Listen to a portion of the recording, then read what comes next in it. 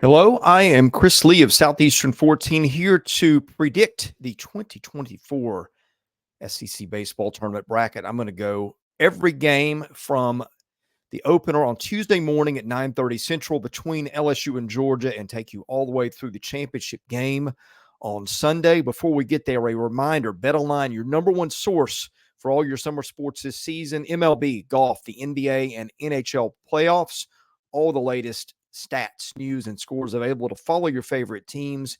Get the latest odds and lines, including the latest team matchups, player props, and odds on just about every sport out there. Head to the website today or use your mobile device to get in on all the action. Bet online where the game starts. Well, we will start with the first game tomorrow morning. That is LSU and Georgia. I will pull the bracket up here moment. And here you go. So you can follow along with what I'm doing. And unfortunately, I'm unable to write the winners in as we do this, but I'll show you where I am with the cursor. All right, first game, we've got Georgia and LSU. And boy, this will be, I think, one of the more fun games of the tournament to watch. We know the way Georgia can hit home runs.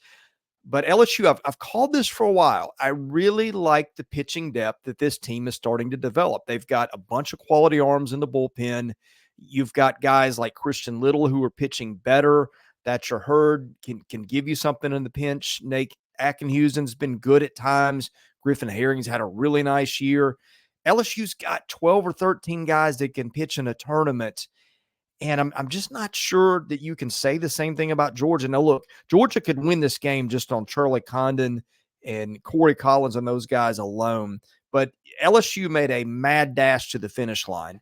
The last few weekends, it beat Ole Miss, swept them, took a couple games from Texas A&M a couple weekends ago. You're seeing a team that's starting to do some things. LSU, of course, has postseason experience. I don't think it's going to panic. It might need to get a win in this one. I'm going to take LSU to win the opener here, and probably not an upset that a lot of people are picking. But I've been following LSU for a while. As you guys know, I've been calling this as the sleeper team. I've said the same thing about Georgia too. But I like LSU's pitching depth in this one. All right, we're going to move on down to game two. We've got Alabama and South Carolina, two teams that you could argue might need a win in this one, although I don't really believe it. I think both teams are going to get in the SEC tournament regardless. They played earlier in the year at Alabama. The Crimson Tide won the first two games before the Gamecocks got the third game. This is one of the tougher games for me to pick. I'm going to go South Carolina. I just like the bullpen depth a little bit better. I'm a little bit nervous about picking Carolina to win in Alabama, which is going to be probably home field advantage for the Crimson Tide. But I'm going to go with Carolina and a little bit of an upset here, and we'll see if that pans out. All right, game three. You've got Vanderbilt in Florida. That'll be the opener of the nightcap doubleheader, so to speak. And two teams, I think that the winner can feel pretty good about getting into the tournament, the NCAA tournament, that is, on this one. The loser might have some sleepless nights, especially if that's Florida, which will be, I think, at that point with the loss would be one game above 500 overall, which doesn't disqualify you from getting in the tournament. But when you're looking for things that are separators, that might be one for the committee. I don't know. I'm not in the room. But these two teams played a few weeks ago. Vanderbilt took the series. I don't know who pitches this game. That's going to be a big deal for both teams. And both teams have had some pitching injuries lately. I'm going to go Vandy in this one. I think there's a little bit more pitching depth. Maybe you got some starters that can go longer and give you more. Again, I'm not sure who exactly that's going to be. Gut feeling, I'm going to say Vandy wins this one. So now we'll move to the team on the bottom, or excuse me, the game on the bottom left-hand corner of your screen. That's Mississippi State and Ole Miss. Again, let's go to pitching and bullpen. I like Mississippi State's better. I just do. I don't think that they'll go St. Joe or one of their aces in this game, but you've got some guys for State that just have shown they can pitch in this spot. This series was played earlier in the year, and let's see, Ole Miss won a couple. They did play a midweek game, too, that I think Mississippi State win. In fact, I'm checking it now. It did. Gut feeling, Mississippi State's the better team. Ole Miss got a lot to play for, and maybe could push more chips in on this game because Ole Miss really needs this if it's going to have any shot at getting to the NCAA tournament. But I think Mississippi State's just better, and I like them to win that game for that reason. All right, let's move on to Tuesday. We'll go to the top of the screen. Kentucky will face LSU there. Again, I just like LSU and the way this team is playing. So I've got LSU winning that game 5, which would send LSU down to, if you look in the third column over where it says winner game 5, LSU would now flip to the other bracket. So we'll get to them in just a minute. I've got Arkansas and South Carolina in another interesting game. Again, I'm going to go pitching. I like Arkansas on that. Their pitching depth, they've got about as much of any of it of that as anybody in the country. We'll take the Hogs in that one.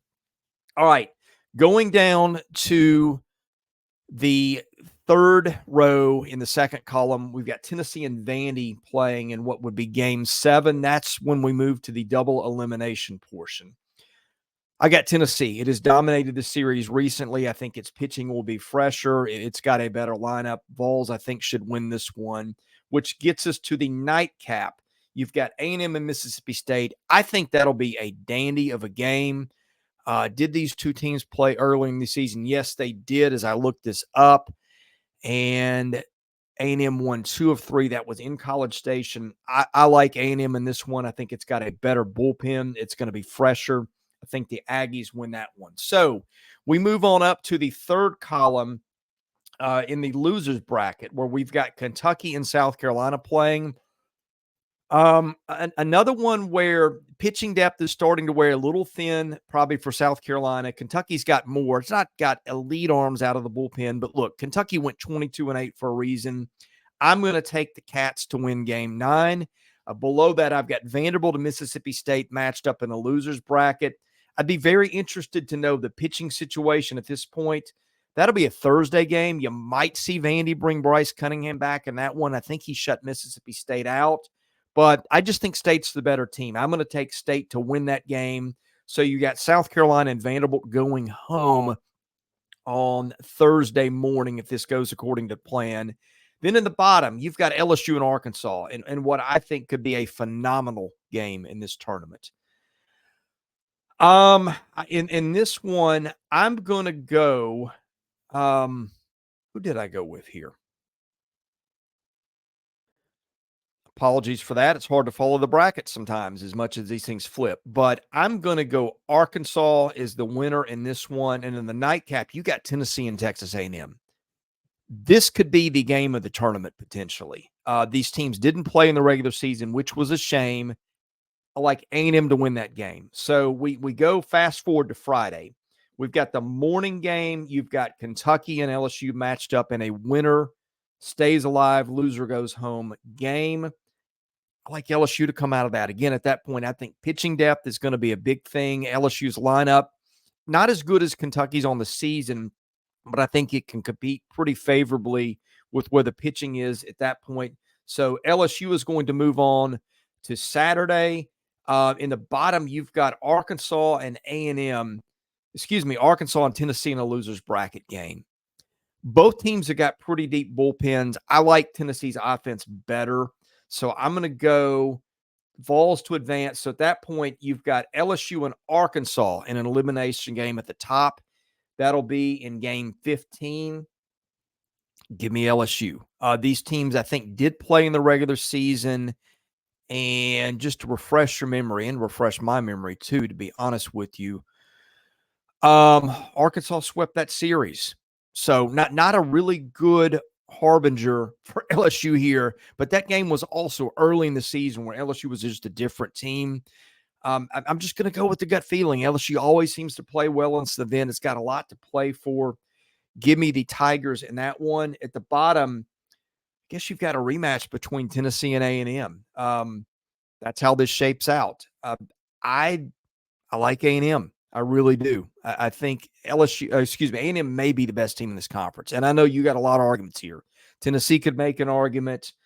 Kentucky could make an argument. Arkansas could make an argument.